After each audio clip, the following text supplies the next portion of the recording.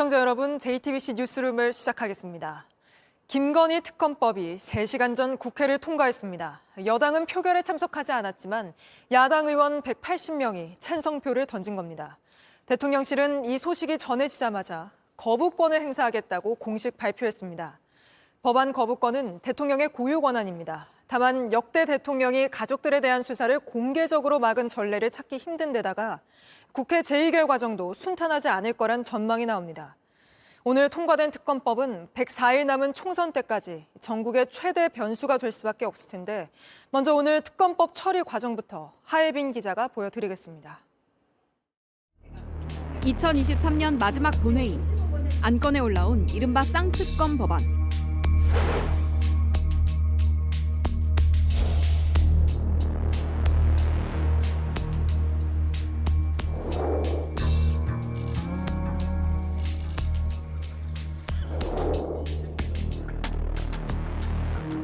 국회 다수 권력을 국민들을 위해 쓰는 것이 아니라 처음부터 끝까지 정략적인 이익에 악용하는 민주당의 모습은 뻔뻔함을 넘어 국민들께 부끄러울 지경입니다.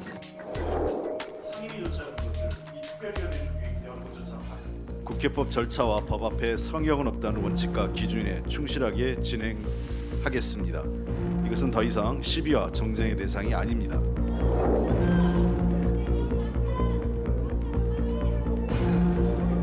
재석 180인 중 찬성 180인으로서 대통령 배우자 김건희의 도이치모터스 주가 조작 의혹 진상규명을 위한 특별검사 임명 등에 관한 법률안에 대한 수정안은 가결되었음을 선포합니다.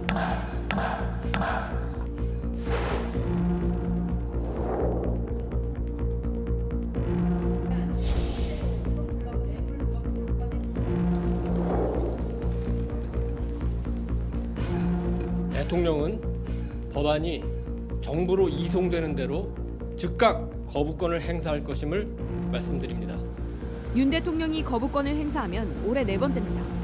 특검법의 재의결 여부는 물론 시기를 놓고서도 내년 총선까지 파장이 클 걸로 보입니다.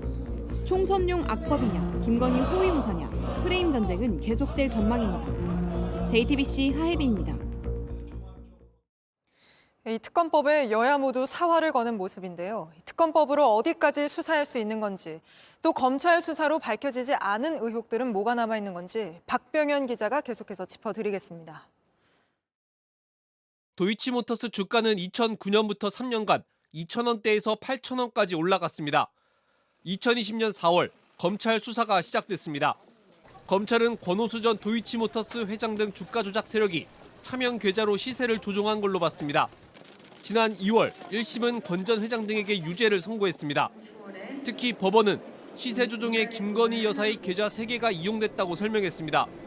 김 여사가 주식 매매를 보고받은 녹취록이 공개되기도 했습니다. 하지만 검찰의 소환 조사는 없었습니다.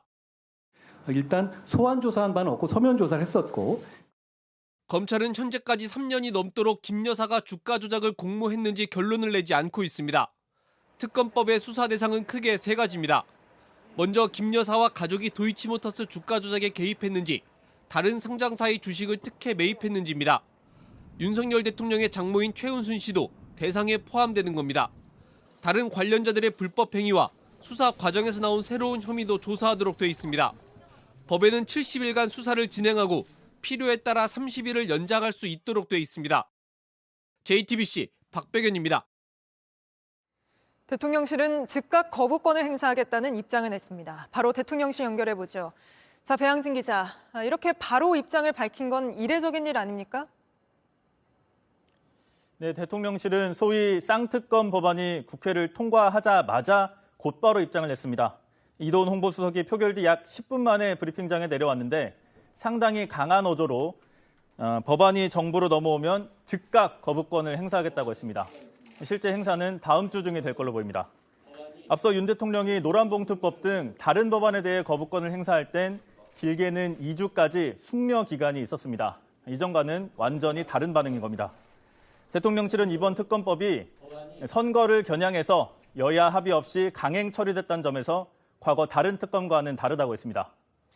네, 특검법 거부권 행사하겠다가 전부였습니까? 무작정 거부권만 행사하지 말고 특별감찰관 임명이랄지 다른 보완 조치를 내야 한다는 얘기가 당내에서도 있었잖아요. 네, 대통령실 고위 관계자는 그런 보완 조치에 대해 여러 논의가 있었다고 했습니다. 그러면서도 나머지 필요한 메시지가 있으면 추가로 검토해서 알려드리겠다고 했습니다. 즉답은 피했지만 여지는 남겨둔 셈입니다. 정책 법안이 아니라 대통령의 배우자와 직접 관련된 특검 법안인 만큼 대통령실에서도 여론 악화에 대한 부담이 큰 상황입니다. 또 국회로 들어갈 특검 법안이 언제 재의표결될지도 가늠할 수 없습니다. 또 그렇기 때문에 거부권 행사로 상황이 마무리됐다고 보기 어렵다는 판단도 깔린 걸로 보입니다. 대통령실은 특별감찰관에 대해선 법적 절차대로 국회가 추천하면 임명하겠다는 입장을 유지해왔습니다. 지금까지 용산 대통령실에서 JTBC 배양진입니다. 대통령 가족의 의혹에 연루된 건 이번이 처음이 아닙니다만 역대 대통령들은 수사에 직접적으로 반대 입장을 밝히지 않았습니다. 현직 대통령의 아들이 또 형이 구속되는 일들도 있었고 이명박 전 대통령은 특검도 받아들였습니다. 윤석열 대통령도 자신이 검찰총장 시절 당시 수사를 직접 언급하기도 했었는데 김지성 기자가 보도합니다. 이명박 전 대통령 재임 시절인 2012년 대검 중수부는 이 전 대통령 친형인 이상득 전 의원을 저축은행에서 금품을 받은 혐의로 구속해 재판에 넘겼습니다. 윤 대통령은 검찰총장 시절 당시 수사를 언급하기도 했습니다. 제 경험으로만 하면 이명박 정부 때 중수부 과장으로 특수부장으로 한 3년간 특별수사를 했는데 대통령 측근과 형 이런 분들을 구속을 할 때 별 관여가 없었던 것으로 상당히 쿨하게 처리했던 기억이 나고요. 이명박 전 대통령은 같은 해 내곡동 사저부지 매입 의혹 관련 특검도 수용했습니다. 아들 이시영 씨가 연루됐다는 의심을 받은 사안이었습니다. 특검과 친인척 수사까지 모두 받아들인 겁니다. 더 이상의 소모적인 논쟁을 막고 시급한 민생 문제 해결에 국력을 모으도록 하는 것이 이 시점에서 대통령에게 부여된 소임이라고 판단해 결국 대승적 차원에서 법안을 수용하기로 결정한 것입니다. 김영삼 대통령 재임 시절인 1997년 대검 중수부는 이른바 소통령으로 불렸던 아들 김현철 씨를 이권 청탁을 받고 기업인들로부터 돈을 받은 혐의로 재판에 넘겼습니다. 김대중 전 대통령의 아들 김홍업 전 의원과 김홍걸 의원도 청탁을 받고 돈을 받은 혐의로 기소된 바 있습니다. 민주당은 김건희 여사 특검법 처리를 앞두고 전직 대통령 가족들의 수사 사례를 들며 윤석열 대통령을 향한 압박 수위를 높여왔습니다. 김영삼 대통령은 이제 검찰 수사를 받으신 거죠. 예. 허용한 거고 예. 김대중 대통령도 수사를 받았고 특검을. 그다음에 심지어 이명박 대통령도 본인의 가족과 관련된 자신과 관련된 문제가 되니까 특검을 받았단 말이에요. JTBC 김지성입니다. 네, 계속해서 스튜디오에서 정치부 최규진 기자와 좀 더 짚어보겠습니다. 자, 최 기자, 윤석열 대통령이 이번에 거부권을 행사하면 네 번째 아닙니까? 이 정도면 역대 비교했을 때 많은 편이죠? 윤석열 대통령은 이미 올해 4월에 양곡관리법을 시작으로 간호법과 노란봉투법 그리고 방송3법을 잇따라 국회로 돌려보냈습니다. 네. 법안 개수로만 보면 6개인데 민주화 이후로 최다 거부권을 행사했던 노태우 정부 7번에 이어서 두 번째로 많은 숫자입니다. 이런 가운데 최근 한 여론조사에서는 윤 대통령이 김건희 특검법에 거부권을 행사해서는 안 된다는 여론이 70% 가까이 나타났습니다. 네. 특검 찬성 여론이 더 높은 겁니다. 그렇지만 그럼에도 불구하고 대통령실은 즉각 거부권을 행사하겠다는 거잖아요. 당연히 실제로 거부권이 행사되면 민주당도 재표결을 시도하지 않겠습니까? 네, 거부권은 국회에서 정부로 법안이 송부된 지 15일 이내에 행사를 해야 됩니다. 그런데 눈길을 끄는 건요, 이 거부권을 국회가 재표결을 언제까지 해야 된다는 시한 자체는 법안에 정해져 있지 않다는 겁니다. 네. 재표결은 국회 재적의원 수를 일단 먼저 보면요, 298명 중에 의석수대로 분류했었을 때 이 중에서 과반수 출석 이상 그리고 출석 의원의 3분의 2 이상이 찬성을 해야 합니다. 전원이 출석할 경우에는 최소 199명이 찬성을 해야 하는데요. 민주당이 167명이고 정의당과 무소속 등까지 합해도 20명 가까이가 부족한 상황인 겁니다. 네. 다만 다수당인 민주당이 각 당의 내년 총선 이후에 총선 공천 이후까지 시간을 끌면은 국민의힘 현재 의석수인 112명 중에서 내년 공천에서 탈락한 의원들 가운데서 일부 반란표가 나올 수도 있어서 법안 통과도 가능할 거란 얘기도 나옵니다. 네, 이 얘기를 보면 민주당은 당연히 이 재표결을 좀 뒤로 미루고 싶어 하겠네요. 공천이 어느 정도 확정된 뒤로요. 네, 이 특검법이 총선용으로 기획된 정치특검이라는 게 국민의힘의 주장입니다. 네. 특검을 오직 야당만 추천하게 한 것도 독소 조항인데다가 특검에 관련해서 일일 브리핑, 수사 브리핑을 하는 것도 여론에 불리할 수 있다는 겁니다. 다만 전례를 한번 살펴보니까요. 과거 윤 대통령이 직접 참여했던 국정농단 그리고 드루킨 특검 등에서도 일일 브리핑은 항상 진행을 했었고요. 특검 추천 권한 역시 집권 여당은 이해 당사자 정당으로서 배제된 경우가 많았습니다. 총선을 앞두고 특검이 통과된 시점 자체도 특검 법안이 지난 4월에 신속 처리 안건으로 지정되면서 숙려기간 등을 고려해서 12월 통과가 어느 정도 예상이 됐던 부분이라는 지적도 나오고 있습니다. 물론 민주당으로서도 이렇게 패스트트랙으로 법안을 태우게 되면은 12월 총선에 가까워졌을 때 법안이 통과될 거란 계산을 안 했을 리가 없다는 지적도 나옵니다. 네, 과거 특검과 비교를 해봤고요. 그 대장동 50억 클럽 특검법도 같이 통과가 됐는데 대통령실이 마찬가지로 거부권 행사하겠다고 했죠. 여기에 대해서는 여야 입장이 어떻게 다른 겁니까? 대장동 특검법은 이제 대장동 개발 사업 과정에서 성남시가 특정 회사의 거액의 이익을 몰아주고 법조계와 언론계에 대규모 로비를 했다는 의혹을 밝혀내기 위한 특검입니다. 법안을 통과시킨 민주당은 법조 카르텔 의혹을 제대로 특검을 통해서 규명해야 한다는 입장이고 국민의힘은 기존 수사를 방해하는 것, 이재명 대표의 방탄 수사를 하기 위한 법안이다라는 의견으로 크게 엇갈리고 있는 상황입니다. 대통령실은 이 특검법에 대해서도 곧바로 거부권을 행사하겠다고 밝힌 상태입니다. 알겠습니다. 여기까지 짚어보겠습니다. 최규진 기자였습니다. 군의 가장 중요한 임무는 우리 땅을 지키는 거죠. 그런데 국방부가 군인들 정신교육 교재에 독도를 영토 분쟁 지역으로 기재한 걸로 드러났습니다. 독도가 우리 고유의 영토라는 걸 인정하지 않고 국제사회에 마치 소유권 분쟁이 있는 지역인 것처럼 알리려 하는 건 일본의 외교 전략이죠. 파문이 커지자 국방부는 뒤늦게 이 교재를 모두 회수하기로 했습니다. 먼저 김재현 기자입니다. 각 군 부대에서 군 장병 교육 지침서로 배포한 정신전력교육 기본교재입니다. 국방부가 5년 만에 전면 개편했는데 발간한 지 얼마 안 돼 전량 회수하기로 결정했습니다. 우리 영토인 독도를 한반도 지도에서 삭제해 싣고 특히 독도를 영토 분쟁 지역으로 적어 파문이 커지면서입니다. 교재는 동북아 정세를 설명하면서 한반도 주변은 중국, 러시아, 일본 등 여러 강국이 첨예하게 대립하고 있다며 갸오이다오, 쿠릴 열도, 독도 문제 등 영토 분쟁도 진행 중에 있다고 기술했습니다. 국방부는 처음에는 영토 분쟁 문장의 주어는 주변국이라며 우리 주장은 아니라고 했습니다.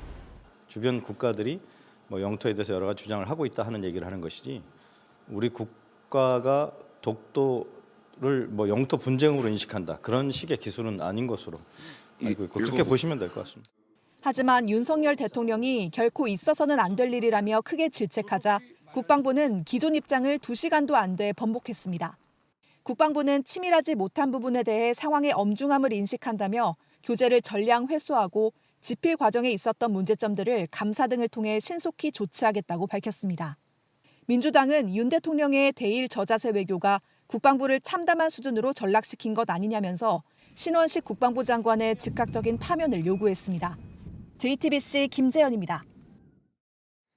네, 앞서 저희 JTBC는 이 교재에 권위주의 정권 대신 일부 과오로 표현을 바꿨다는 점 등을 보도해드린 바 있습니다. 그런데 오늘 여기에 독도를 이렇게 적은 것까지 드러난 겁니다. 대체 어떤 과정을 거쳐 만든 건지 저희가 취재해보니 이 교재에 문제가 있는지 살펴보는 감수위원회, 이명박 정부 시절 국정원 댓글 사건 등으로 유죄를 받았던 인사도 참여한 걸로 확인됐습니다. 계속해서 김민관 기자의 단독 보도입니다. 정신전력교재는 국방부가 선정한 위원들의 감수를 받아 제작됩니다. 국방부는 국가관과 군인정신, 대적관 분야 전문성을 고려해 감수위원을 선정한다고 설명했습니다. 그런데 이명박 정부 시절 국정원에서 댓글 공작을 벌인 이종명 전 3차장이 감수 작업에 참여했던 것으로 확인됐습니다. 이 전 차장은 지난 10월까지 감수위원으로 활동하다 사퇴한 것으로 전해졌습니다. 사퇴 이유를 묻는 질문에 국방부는 본인의 고사로 해촉됐다고 답했습니다. 육군사관학교 출신인 이종명 전 차장은 2011년 육군소장으로 예편한 뒤 국정원으로 자리를 옮겼습니다. 국정원 3차장으로 일하며 댓글 공작에 관여한 혐의로 2018년 징역 2년 6개월에 집행유예 4년, 댓글 공작을 벌여 국고를 손실한 혐의로 2021년 징역 2년의 유죄 판결을 받았습니다. 또 김대중 노무현 전 대통령을 불법 사찰하며 수억 원의 국고를 사용한 혐의로 2022년에는 다시 징역 6개월을 선고받았습니다. 이 전 차장은 올 초 윤석열 대통령의 신년 특별 사면으로 복권됐습니다. 지난 6월에는 자유총연맹 강사로도 위촉됐습니다. 이 전 차장이 구체적으로 어떤 내용을 감수했는지는 아직까지 확인되지 않았습니다. JTBC 김민관입니다. 경찰이 서울대와 숙명여대의 음대 입시 비리 의혹을 수사 중인데 JTBC 취재 결과 경희대 음대에서도 입시 비리 의혹이 불거졌습니다. 현직 경희대 교수가 불법 과외를 통해 경희대 입시 실기를 볼 학생을 지도한 뒤에 자신이 직접 평가위원으로 참여한 겁니다. 이 불법 과외 어떻게 이루어지는 건지 김지윤 기자가 취재했습니다. 대입 시험을 앞둔 학생에게 질문을 합니다. 이거 지금 고3인 거야? 너 수시는 안 봤었니? 연주를 듣고 강습을 시작합니다. 착해봐. 내 생각엔 너가 약간 빠른 축인 것 같거든? 지난 2021년 1월 경희대 음대 A 교수가 자신의 집에서 한 고등학생과 나눈 대화입니다. 경희대 음대 실기시험을 며칠 앞뒀을 때입니다. 입시곡에 대한 구체적인 지도가 이어집니다. 얘는 어려운 점이 뭐야? 학생 맞춤형 표현법까지 지도합니다. 너 메신저는 조금 피해봐. 며칠 뒤 A 교수는 실기시험 평가위원으로 참여했습니다. 그 시험 직전에 그렇게 교수님께서 마디마다 자세하게 다 알려주시면 당연히 연주 스타일이 굉장히 많이 바뀌고요. 블라인드 쳐도 다 알아요. 0.1점, 0.2점 이런 차이로 떨어지는 거여서요. 대학 교수가 개인 교습을 하는 건 현행법상 금지돼 있습니다. 교육부는 A 교수의 집을 찾아가 직접 조사도 했습니다. 우선 살피는 의혹은 학원법 위반이지만 입시 비리 연관성도 들여다보겠다는 입장입니다. 사실관계의 조사, 거기에 따른 비위의 행태 그리고 추가적인 조치 사항에 대해서는 정리가 되는 대로 A 교수는 집에서는 경희대 학생을 가르쳤을 뿐이라며 고등학생 과외는 한 적 없다고 했습니다. 또 변호인을 통해 신원이 특정될 수 있으니 전공을 밝히지 말아달라고 요청했습니다. JTBC 김지윤입니다. 그동안 음대 입시 때마다 현직 대학 교수가 불법 과외를 하고 직접 평가위원으로 들어가는 일이 관행처럼 이어져 왔다고 합니다. 음대 진학을 기대하는 예술고 학생들 사이에선 현직 교수가 이른바 큰 선생님으로 통하고 유명 교수들의 명단까지 만들어질 정도입니다. 이어서 정인아 기자입니다. 5년 전 한 음대 입시생은 서울의 한 대학교의 바이올린과 교수에게 1대1 레슨을 받았습니다. 조금이라도 커져. 그냥 두면. 따라랑 빵빵 끊으면서 커지면 안 돼. 연주 시범까지 보여줍니다. 이런 건 큰 심장을 받쳐줘야 돼. 제발. 그래서 예술고등학교 강사는 이런 불법 과외가 흔하다고 했습니다. 그 음악계 교수님들 중에 안 하는 사람을 찾는 게 더 힘들 정도가 아닐까 싶어요. 예고 학비에는 레슨비가 포함돼 있습니다. 학생들은 예고에 등록된 강사에게 레슨을 받습니다. 그리고 레슨 시간에 강사뿐 아니라 대학 교수도 들어와 불법 이중 레슨을 하는 경우도 많다고 했습니다. 음대 교수는 예고에서 큰 선생님으로 불립니다. 과외비는 회당 25만 원을 웃돕니다. 학부모들 사이엔 개인 과외로 유명한 교수들 명단까지 돌 정도입니다. 마지막 입시곡이 나온 다음에 한 2-3달은 매일 레슨을 한다고. 이런 교수들이 심사위원이 될 가능성이 높습니다. 교수만 심사를 들어가기 때문에 각 악기마다 그 교수는 뻔하잖아요. 한 악기 심사에 5명 정도 들어가신단 말이에요. 그중에 자기 선생님이 한 명이 있다 그러면 굉장히 확률적으로 높은 게임인 것 같아요. 실제로 심사위원으로 들어갔다고 지목된 교수는 비윤리적인 활동을 한 적이 없다고 말했습니다. JTBC 정인아입니다. 숨진 배우 이선균 씨에 대해 무리하게 마약 수사를 벌였다는 지적이 잇따르는 가운데 경찰이 안타깝지만 수사에는 문제가 없었다는 입장을 밝혔습니다. 이 씨를 협박해 돈을 뜯은 유흥업소 실장과 20대 여성에 대한 수사는 계속하겠다고 했는데 오늘 이 20대 여성이 구속 심사를 받았습니다. 이은진 기자입니다. 검은 외투로 얼굴을 가린 20대 여성이 승합차에서 내립니다.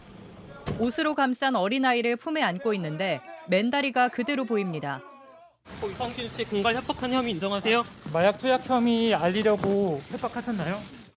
여성은 마약 투약 혐의로 구속된 유흥업소 실장 김모 씨와 함께 배우 고 이성균 씨를 협박해 수천만 원을 뜯어낸 혐의를 받고 있습니다. 지난 26일 영장실질 심사를 안 받고 도망쳤다 경찰에 붙잡혀 오늘 법원에 나왔습니다. 김희중 인천경찰청장도 취재진 앞에 섰습니다. 어제 숨진 고인에 대해서는 안타깝다면서도 수사에는 문제가 없었다고 했습니다. 구체적인 제보 진술과 증거를 바탕으로 모든 수사 과정에서 변호인이 참여했고 진술을 영상 녹화하는 등 망신주기식 수사라는 지적에도 선을 그었습니다. 일부에서 제기한 경찰의 공개 출석 요구나 수사사항 유출은 전혀 없었습니다. 이 씨 측이 지난 23일 마지막 조사를 앞두고 요청한 비공개 소환을 거절한 이유에 대해서는 지하 주차장으로 올 경우 취재진의 안전사고가 우려됐다. 인터뷰에 응할지는 이 씨가 선택할 수 있었다고 해명했습니다. JTBC 이은진입니다. 한파가 물러가면서 날씨는 포근해진 대신에 며칠째 미세먼지로 하늘이 뿌였습니다. 중국발 미세먼지에 국내에서 나온 오염물질이 뒤섞인 탓인데 주말까지 이런 날씨가 이어진다고 합니다. 황예린 기자입니다. 한강 위 다리가 잿빛입니다. 건물들이 뿌옇게 가려져 있습니다. 원래는 색도 형체도 뚜렷하게 보였던 곳입니다. 북극 한파가 물러간 대신 이틀째 우리나라는 미세먼지로 뒤덮였습니다. 답답함을 좀 느꼈어요. 스모그라든가 그런 좀 약간 뿌연 그런 색깔들이 눈에 띄는 것 같아요. 오늘 하루 전국의 3분의 2가 초미세먼지 나쁨 수준이었습니다. 중국에서 들어온 짙은 미세먼지와 국내에서 배출된 오염물질이 뒤섞여 계속 쌓였기 때문입니다. 이 먼지는 대기가 정체한 탓에 한반도 밖으로 빠져나가지도 못했습니다. 서울과 인천에선 한때 세제곱미터당 초미세먼지가 100 마이크로그램 안팎까지 올랐고 경기도에선 150 마이크로그램을 넘어선 곳도 있었습니다. 이런 상황에 서울 등 일부 지자체는 오늘 미세먼지 비상 저감 조치를 발령했습니다. 올 겨울 들어 처음입니다. 공공기관 차량 2부제가 시행됐고 배출가스 5등급 차량도 운행이 제한됐습니다. 내일도 수도권과 충청권, 광주, 전북, 부산과 대구 등은 미세먼지가 나쁨 수준으로 예상됩니다. 주말에 강수가 있을 때까지 2, 3일간 고농도 영상이 계속되겠습니다. 특히 수도권과 충청권, 일부 영남권에서는 50을 초과하는 등 주의를 당부드립니다. 정부는 바깥 활동 땐 마스크를 착용하고 호흡기가 약한 노약자 등은 실외 활동을 줄일 것을 당부했습니다. JTBC 황예린입니다. 시공능력 업계 16위 태영건설이 부동산 프로젝트 파이낸싱 PF 대출을 갚지 못하며 오늘 워크아웃을 신청했습니다. 부동산 호황기에 무리하게 사업을 벌였다가 높은 금리에 부동산 시장이 얼어붙으며 위기를 맞았다는 분석입니다. 먼저 오원석 기자입니다. 서울 성수동에 있는 한 공장 부지입니다. 태영건설이 원래 이곳에 11층짜리 업무용 빌딩을 지을 예정이었지만 당장 오늘 만기가 돌아오는 PF 대출 연장에 실패하면서 결국 워크아웃을 신청하게 됐습니다. 건설사 워크아웃은 2009년 금융위기 당시 금호산업 이후 처음입니다. 이처럼 태영건설과 관련된 PF 사업장은 전국 60곳입니다. PF 대출 잔액은 3조 9천억 원에 이릅니다. 태영건설 위기설은 연초부터 꾸준히 제기됐습니다. 과거 저금리에다 부동산 호황이 겹치던 시기 과도하게 빚을 내 몸집을 불렸지만 지난해부터 고금리의 사업성이 떨어지며 지급 불능 상태에 빠진 겁니다. 이제 태영건설의 운명은 채권단이 결정합니다. 주 채권은행인 산업은행은 채권자 설명회를 거쳐 2주 후인 다음 달 11일 워크아웃 개시 여부를 결정합니다. 관건은 이미 1조 원이 넘는 자구책을 낸 태형건설이 얼마나 만족스러운 자구안을 가져오느냐입니다. 그룹 지주사인 TY홀딩스가 최대 주주로 있는 방송사 SBS와 종합환경기업 에코비트 지분을 일부 매각하는 것도 거론됩니다. 계열주들의 어떤 판단 사항으로 봐야지 제가 그것까지 이야기하는 것은 적절치 않은 것 같습니다. 다만 SBS 지분 매각엔 방통위 승인이 필요합니다. TY홀딩스는 오늘 SBS 사내 게시판에 SBS 주식 매각이나 담보 제공 가능성은 사실상 없다고 일축했습니다. JTBC 오원석입니다. 문제는 태형건설에 이어 다른 건설사들이 연쇄적으로 자금난을 겪을 수 있고 이게 금융권 위기로도 번질 수 있다는 겁니다. 대형 건설사 가운데는 PF 대출이 수조 원에 달하는 경우도 있는데 정부는 건설업계 전반의 문제는 아니라며 진화에 나섰습니다. 이상화 기자입니다. 금융당국은 태형건설이 워크아웃을 신청한 지 1시간여 만에 브리핑을 열고 진화에 나섰습니다.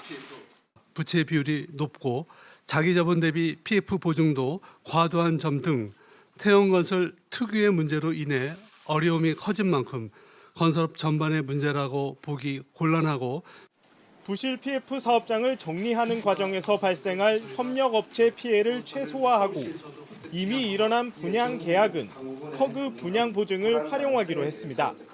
하지만 막대한 규모로 PF 대출 보증을 선 건설업계는 이미 초긴장 상태입니다. 다른 대형 건설사들의 PF 대출 보증 잔액 역시 1, 2조 원을 넘나드는데 더 큰 문제는 규모가 작은 중소, 중견 업체들입니다.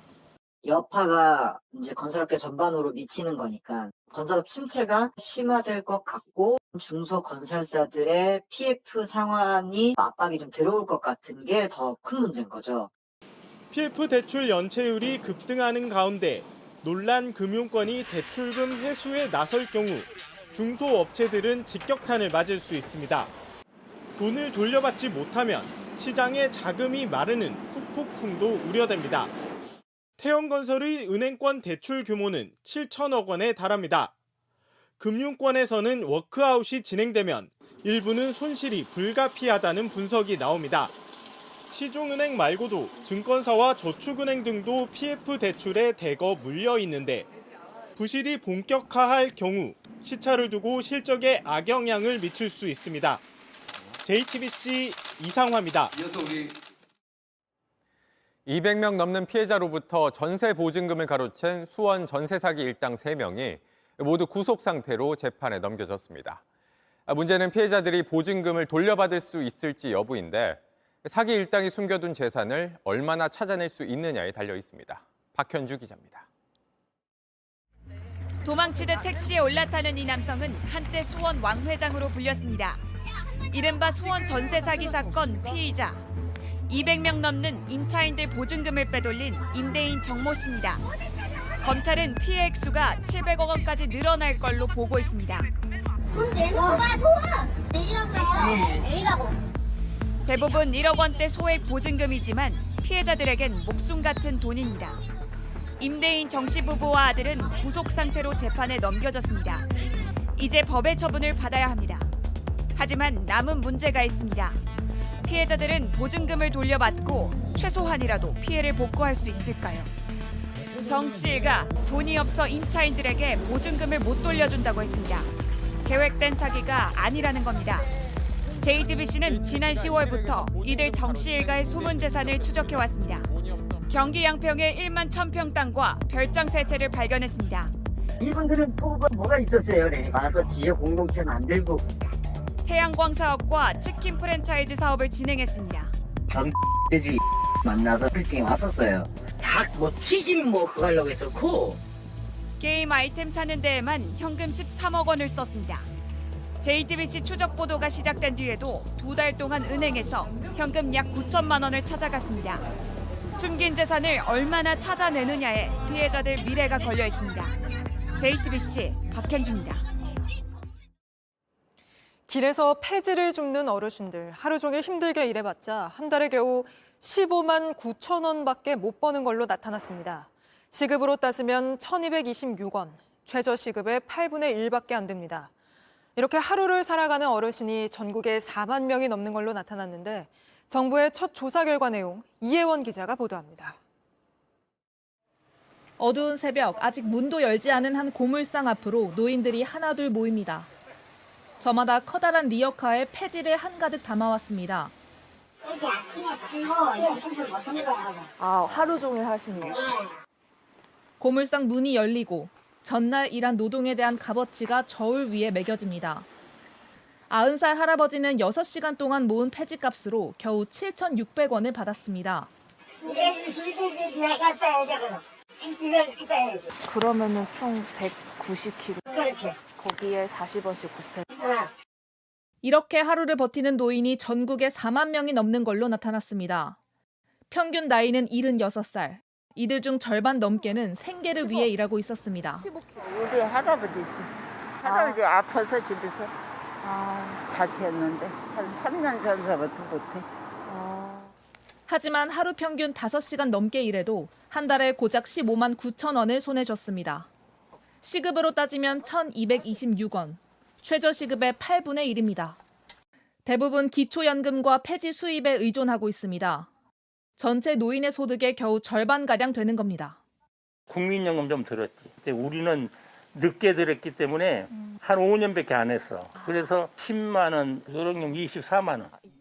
이에 복지부는 폐지 줍는 노인을 모두 찾아 일자리를 연계하겠다고 했습니다. 하지만 정부의 노인 일자리는 대부분 급여가 낮고 소득 공백도 있습니다. 교통, 애기들 들어갔다 나갔다 하니까 한 달에 얼마 정도 받으세요? 27만 원인데 이제 2달 쉴게요. 당장 생계가 어려운 노인을 우선 발굴해 촘촘한 지원을 해야 한다는 지적입니다. 직접적인 어떤 현금 보장, 생계 지원을 강화하는 게 더 필요한 일이 아닌가라고. JTBC 이혜원입니다. 가스가 폭발해 아수라장이 된 대전 식당가는 나흘째 영업을 하지 못하고 있습니다. 어제 불이 난 대구시장 역시 언제 복구를 시작할 수 있을지 기약이 없습니다. 연말 대목은커녕 당장 생계가 막막하다는 상인들을 정영재 기자가 만나봤습니다. 불꽃이 번쩍하더니 뿌연 연기가 골목 전체를 뒤덮습니다. 맞은편 상가 문짝이 떨어지고 PC방 안으로 깨진 유리 조각이 날아듭니다. 크리스마스 이브 저녁 대전의 한 식당에서 난 폭발 사고, 충격이 컸습니다. 폭발이 난 건물 바로 옆에 있는 식당은 남아난 게 없습니다. 반경 100m에 있는 1층 식당과 2층 유리창이 모조리 깨졌습니다. 수십 곳이 피해를 입었습니다. 대부분 월세로 장사를 하는 가게들입니다. 며칠만 쉬어도 가게 운영과 생계가 막막한데 그나마 남은 물건까지 털렸습니다.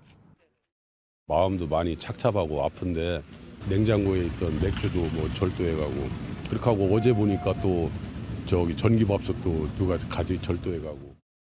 감식팀은 LP가스가 폭발한 것으로 보고 무너진 식당에서 가스통 4개와 밸브를 수거해 원인을 찾고 있습니다. 대구 팔달 신시장이 검은 연기와 화염에 휩싸였습니다. 소방관 150명이 출동해 불이 전체로 번지는 건 막았지만 상가 10곳이 피해를 봤습니다. 30년을 일군 가게, 집기와 팔려던 물건까지 까맣게 타버렸습니다. 오늘도 지금 익하고 있을 상황이 아닌데 익하고 있었기는 너무 난감하지. 지금 연말에 벌어진 이딴 사고에 상인들의 피해는 추위보다 더 이겨내기 어렵습니다. JTBC 정영재입니다. 윤석열 대통령이 오늘 비서실장과 정책실장, 국가안보실장 등 대통령실 3실장을 모두 교체했습니다. 신임 이관섭 비서실장은 한 달도 안 돼 정책실장에서 다시 비서실장으로 자리를 옮겼습니다. 최승기 기자입니다. 김대기 비서실장은 올해를 끝으로 물러난다며 바뀔 때가 됐다고 했습니다. 과거의 예를 보더라도 비서실장은 3명 이상이었기 때문에 제가 한 20개월 정도 하면 내 소임은 다 하지 않았나. 비서실장 교체는 지난해 5월 윤 대통령 취임 이후 1년 7개월 만입니다. 정책실장과 안보실장도 바뀌었습니다. 대통령실 고위 관계자는 대통령실의 3실장이 모두 바뀐 건 굉장히 큰 변화고 혁신이라고 설명했습니다. 여당의 한동훈 비상대책위원회가 출범하면서 대통령실에도 함께 변화를 주겠다는 겁니다. 서울 강서구청장 보궐선거 패배, 부산 엑스포 유치 실패 등에 따른 여권 개편의 일환으로도 해석됩니다. 후임 비서실장에는 지난달 30일 초대 정책실장에 임명된 이관섭 실장이 내정됐습니다. 이 실장은 한 달도 안 돼 다시 비서실장으로 이동하게 됐습니다. 후임 정책실장에는 성태윤 연세대 경제학부 교수가, 공석이던 안보실장에는 장호진 외교부 1차관이 각각 내정됐습니다. 40대인 성 교수는 윤석열 정부 기조인 자유주의적 시장 경제에 충실한 경제학자로 평가됩니다. 장 차관은 미국과 러시아, 북핵 문제에 모두 해박한 정통 외교관 출신입니다. JTBC 최승기입니다. 한동훈 비대위의 비대위원들이 오늘 발표됐습니다. 그런데 시작부터 논란이 나왔습니다. 운동권 출신의 민경우 소장이 사과는 했다지만 노인들이 빨리 돌아가셔야 한다고 말한 게 알려져서입니다. 강희연 기자입니다. 한동훈 비상대책위원회는 총 11명으로 꾸려졌습니다. 한 위원장 외의 당연직으론 윤재욱 원내대표 겸 당대표 권한대행과 유이동 정책위의장이 임명됐습니다. 임명직은 총 8명으로 조국 국서를 쓴 김경률 경제민주주의 21대표와 박은식 호남대안포럼 대표를 비롯해 윤도현 자립준비청년 지원대표 등 당 영입인재도 2명 포함됐습니다. 이 중 정치인은 김예지 의원 1명뿐이고 6명이 40대 이하입니다. 이 가운데 통일운동을 하다 전향한 386 운동권 출신 민경우 수학연구소 소장은 과거 노인 폄하 발언이 문제가 됐습니다. 최대의 비극은 노인네들이 너무 오래 산다는 겁니다. 빨리빨리 돌아가셔야. 죄송합니다. 민 소장은 젊은 세대의 사회적 역할론을 강조하는 과정에서 나온 실수라고 사과했지만 민주당은 극우위원회라고 비판했습니다. 한 위원장은 오늘 하루 종일 공개석상에 모습을 드러내지 않았습니다. 국회로도 출근하지 않았습니다. 김진표 국회의장, 이재명 민주당 대표를 예방하기로 한 일정도 내일로 미뤘습니다. 국회에서 김건희 특검법이 야당 단독으로 처리된 가운데 언론과 야당의 주목을 의식해 거리를 뒀다는 해석이 나옵니다. 한 위원장은 내일 국회에서 첫 비대위 공식 회의를 가집니다. JTBC 강연입니다. 10억 원대 불법 자금을 받은 혐의로 재판에 넘겨진 이정근 전 민주당 사무부총장이 대법원에서 징역 4년 2개월을 확정받았습니다. 이 씨의 녹취 파일은 이른바 민주당 돈봉투 사건 수사의 단초가 되기도 했죠. 최근 이 사건으로 송영길 전 대표를 구속한 검찰은 돈봉투를 받은 걸로 지목된 현역 의원들도 소환하기 시작했는데 연지원 기자가 보도합니다. 전 민주당 사무부총장 이정근 씨가 사업가 박모 씨에게서 받은 돈은 10억 1천만 원입니다. 공공기관과 공무원에게 사업 편의를 청탁해준다거나 국회의원 선거비 명목이었습니다. 대법원은 이 씨에 대해 징역 4년 2개월을 확정했습니다. 불법 자금에서 시작된 수사는 민주당 전당대회 돈봉투 사건으로 번졌습니다. 이 씨의 휴대전화기에서 민주당 인사들과 돈봉투 살포를 논의하는 녹음 파일이 무더기로 나온 겁니다. 나는 인천하고 이제 그 정성이는 어차피 많이 돼서 안 하려고 그랬는데 얘들이 보더니 또 형님 계약하는 게 우리도 주세요. 또 거기서 3개 뺏겼어. 이 씨는 윤 의원의 재판에 나와 이 3명은 이성만, 임종성, 허종식 의원이라고 말했습니다. 검찰은 어제 허 의원을 피의자로 불러 조사했습니다. 이 의원과 임 의원도 조사를 앞두고 있습니다. 검찰은 수수자로 의심되는 나머지 17명도 소환 여부와 시기를 검토하고 있습니다. 의원들 대부분은 돈봉투 수수 의혹에 대해 부인하고 있습니다. JTBC 연지환입니다. 대형 마트들은 골목 상권을 살리자는 취지에서 한 달에 2번, 보통 둘째 주, 넷째 주 일요일에 의무 휴업을 하고 있습니다. 최근 이 의무 휴업일을 일요일 대신 평일로 바꾸는 지역이 하나둘 늘고 있는데 일부 지역은 반발도 나옵니다. 정아람 기자입니다. 한 달에 2번 일요일에 쉬는 대형마트 의무 휴업일은 11년 전 골목 상권을 보호하기 위해 생겨났습니다. 하지만 실효성을 두고 논란이 많았습니다. 대구와 청주는 올해 들어 대형마트 쉬는 날을 평일로 바꿨는데 대구시가 반년간 매출을 분석해보니 골목상권 매출 역시 같이 올랐다는 결과도 나왔습니다. 서울에서도 일요일에 마트 문을 열고 평일에 쉬는 논의가 활발합니다. 현재 서초구와 동대문구가 논의를 진행 중인데 두 곳의 상황은 전혀 다릅니다. 저희는 이제 전통시장이 사실상 없는 거나 마찬가지였어요. 저희는 사실상 마트가 많고 마트 중심의 소비가 이루어지는 겁니다. 하지만 전통시장이 몰려있는 동대문구는 시장 상인들을 설득하는 게 관건입니다. 전통시장은 요거는 주위의 주변 사람들이 많이 이제 시장 보러 오잖아. 토요일날, 일요일날 제일 많이 오지. 그래서 이제 그것을 마트가 다시 문을 연다면은 그 마트로 가는 것은 당연한 거 아니야. 그래서 이제 좀 상인들이 좀 반대하는 쪽이 많았어요. 손님들 반응은 엇갈립니다. 마트가 문을 열어도 시장을 잘 이제 말 이용할 것 같아요. 여기를 경동시장에 오면은 너무 저렴해. 그 물건도 좋고 그래서 교통 문제라든가 거리 문제가 있어서 가까운 마트를 많이 활용하죠. 그리고 요즘은 마트가 대형으로 되다 보니까 물건이 다양하게 있어서 지자체별 상권이 다른 데다 마트 노조도 반대하고 있어 마트 휴업일 평일 전환이 얼마나 속도 있게 이뤄질지 주목됩니다. JTBC 정아람입니다. 류희림 방송통신심의위원장이 가족을 동원해 민원을 넣고 이걸 심의했다는 의혹이 일자 방 시민은 민원과 무관한 심의였다고 반박했습니다. 그러나 류 위원장이 직접 JTBC 보도에 대한 민원이 들어왔는지 묻고 심의를 결정하는 과정이 방심위 회의록에 그대로 담겨 있습니다. 류 위원장이 직접 챙긴 민원에는 가족과 지인이 낸 것들이 포함되어 있습니다. 노진호 기자입니다. 특정 보도에 대한 긴급 심의 과정에서 유일임 방송통신심의위원장이 가족과 지인을 동원했다는 의혹이 제기되자 방심위는 민원과 무관한 심의였고 민원 제기 이후 심의가 이뤄졌다는 보도가 틀렸다고 했습니다. 그런데 지난 9월 5일 방송소위원회 회의록 확인 결과 당시 황성욱 위원장 직무대행은 민원 접수 여부부터 확인했습니다. 여권 허연애 위원이 뉴스타파 녹취록 인용 보도들에 대해 긴급 심의를 제안하자 황 대행은 민원이 들어온 게 있느냐며 민원 접수 여부를 확인했습니다. 민원이 접수됐다는 답을 듣자 황 대행은 야권 김유진 위원이 퇴장한 가운데 긴급 심의를 결정했습니다. 명백하게 민원을 근거로 해서 긴급 심의를 논의하거든요. 둘이 동의하고 하나 기권 이렇게 해가지고 결정을 한 거라 이거를 단독 부의라고 하는 건 말이 안 돼요. 9월 12일 회의에서도 유일임 위원장은 JTBC의 특정 보도를 언급하며 민원 접수 여부부터 챙겼습니다. 민원이 접수됐다는 대답에 류 위원장은 JTBC 보도를 추가 긴급 안건으로 상정하기로 했습니다. 권익위에 접수된 비실명 대리 신고서 등에 따르면 류 위원장이 따로 챙긴 JTBC 보도 민원에는 류 위원장의 가족과 지인이 낸 민원도 10여 건 포함된 것으로 알려졌습니다. 황성욱 상임위원은 정말 모르는 상태에서 정당성 차원에서 민원 접수 여부를 확인한 것이라며 민원과 상관없이 적법 절차를 밟았다고 설명했습니다.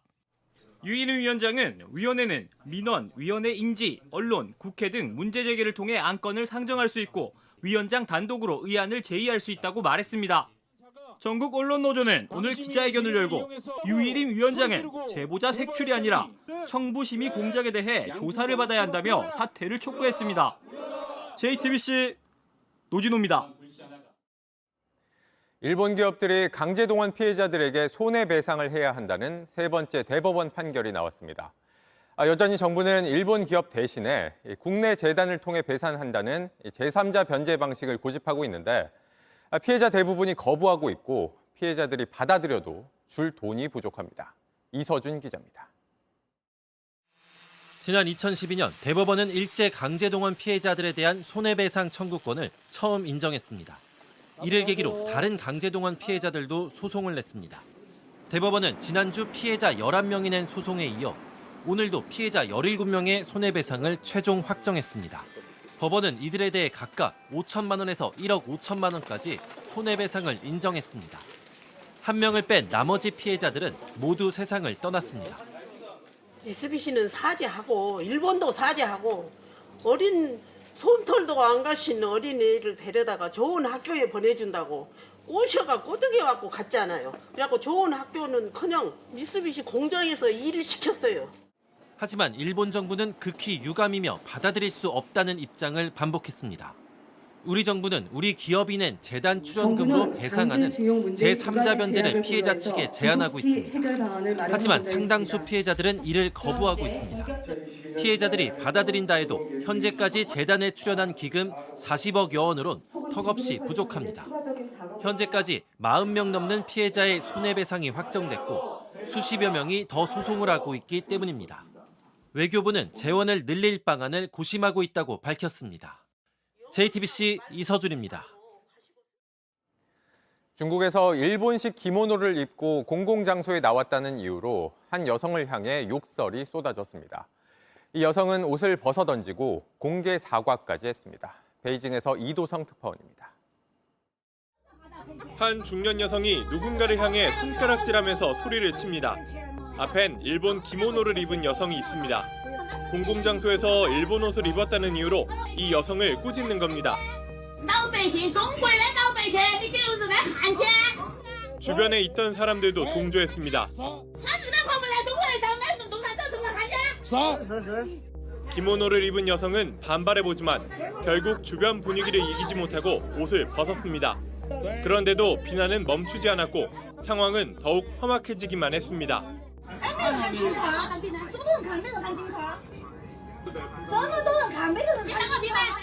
영상이 퍼지며 논란이 되자 결국 이 여성은 공개 사과했습니다. 국민 정서를 헤아리지 못했다며 다시는 이런 일이 없도록 하겠다고 했습니다. 또 평소 일본 애니메이션을 즐겨봐 자신이 좋아하는 캐릭터를 따라 입은 것뿐이라고도 해명했습니다. 중국에서는 지난 8월 일본 정부가 후쿠시마 오염수를 방류한 이후로 반일 감정이 커졌습니다. 일본으로 항의 전화를 걸거나 중국 내 일본인 학교에 돌을 던지는 일도 벌어졌습니다. 지난 9월엔 중국 당국이 민족 정신을 훼손한 복장 착용을 처벌하는 내용의 법률 개정안을 추진하면서 논란이 되기도 했습니다. 중국 베이징에서 JTBC 이도성입니다.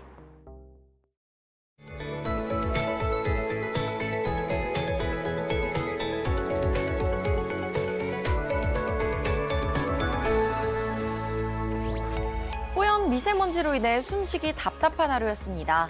수도권은 올겨울 첫 미세먼지 비상저감 조치도 발령됐는데요. 하늘을 뒤덮은 미세먼지는 내일도 기승을 부리겠습니다. 전국 대부분 지역의 공기가 탁한 가운데 세종은 오전 한때 초미세먼지 농도가 매우 나쁜 단계까지 치솟겠고요. 전남과 경남도 일시적으로 나쁜 단계를 보이겠습니다. 미세먼지가 짙어진 만큼 호흡기 관리에 철저히 신경 써주셔야겠습니다. 연말까지 큰 추위 걱정은 없겠습니다. 아침과 낮 모두 평년 기온을 웃돌겠고요. 내일은 서울이 6도까지 올라 오늘보다 더 온화하겠습니다. 내일 충남과 호남을 중심으로는 가지거리 200m 미만의 짙은 안개가 끼겠고요. 전북 동부는 오늘 밤 약한 눈날림이 예상됩니다. 내일 아침 기온 서울, 대구 영하 2도, 광주, 창원 0도 예상되고요. 낮 기온은 강릉 11도, 전주 7도, 창원 9도까지 오르겠습니다. 미세먼지는 이번 주말 전국에 비나 눈이 내리면서 점차 해소될 전망입니다. 날씨였습니다. 제41회 관훈 언론상 권력감시 부분에 JTBC가 보도한 돈봉투 전당대회 녹취 파일이 선정됐습니다. 관훈클럽은 현역 국회의원 20여 명의 연루 사실이 드러나는 등 정치권에 파장을 일으켰다고 평가했습니다. 지난 4월 JTBC는 이정근 전 민주당 사무부총장의 녹취 파일을 입수해 민주당 전당대회 과정에서 현역 의원들에게 돈봉투가 뿌려진 정황을 보도했습니다. 뉴스룸 저희가 준비한 소식은 여기까지입니다. 시청해주신 여러분 고맙습니다.